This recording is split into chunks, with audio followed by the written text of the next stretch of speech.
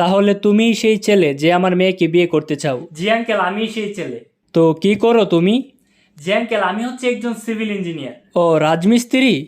না না, রাজমিস্ত্রি না, সিভিল ইঞ্জিনিয়ার। রাজমিস্ত্রি আর সিভিল ইঞ্জিনিয়ার তো একই কথা। না না আঙ্কেল, আপনি ভুল বুঝতেছেন। সিভিল ইঞ্জিনিয়ার আর রাজমিস্ত্রি হচ্ছে দুইটা আলাদা পার্ট। কোথায় দুইটা আলাদা পাঠ? আমার কাছে তো লাগে দুইটা সেমই।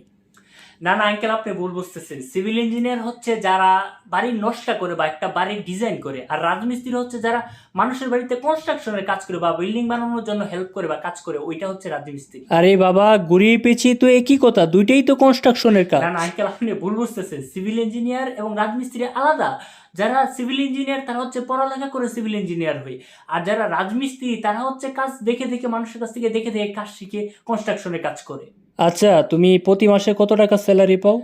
জি, আমার হচ্ছে আমি নতুন একটা অফিসে জয়েন করেছি, তো আমার বেতন 20,000 টাকা প্রতি মাসে, সামনেতে আরো বাড়বে। আচ্ছা, একজন রাজমিস্ত্রি প্রতিদিন কত টাকা ইনকাম করে? জি, একজন রাজমিস্ত্রি প্রতিদিন 800 থেকে 900 টাকা ইনকাম করে। একজন রাজমিস্ত্রি যদি প্রতিদিন 800 টাকা ইনকাম করে তাহলে মাসে কত টাকা জি, হয়? প্রতি মাসে হয় ধরেন 800 টাকা করে যদি ইনকাম করে, তাহলে 3 8 24, প্রায় 24,000 টাকা। তুমি পাও 20,000 টাকা, একজন মিস্ত্রি পায় 24,000 টাকা, তাহলে তো আমার মেয়েকে মিস্ত্রির কাছে বিয়ে দেবো। না না আঙ্কেল, দেখুন দুইটার ভিতরে তো অনেক ডিফারেন্স আছে। সিভিল ইঞ্জিনিয়ার এবং রাজমিস্ত্রির ভিতরে তো একটা ডিফারেন্স আছে, তাই না? আচ্ছা যাই হোক, তুমি এখন আসতে পারো, আমি আমার মেয়েকে রাজমিস্ত্রির সাথে বিয়ে দেবো।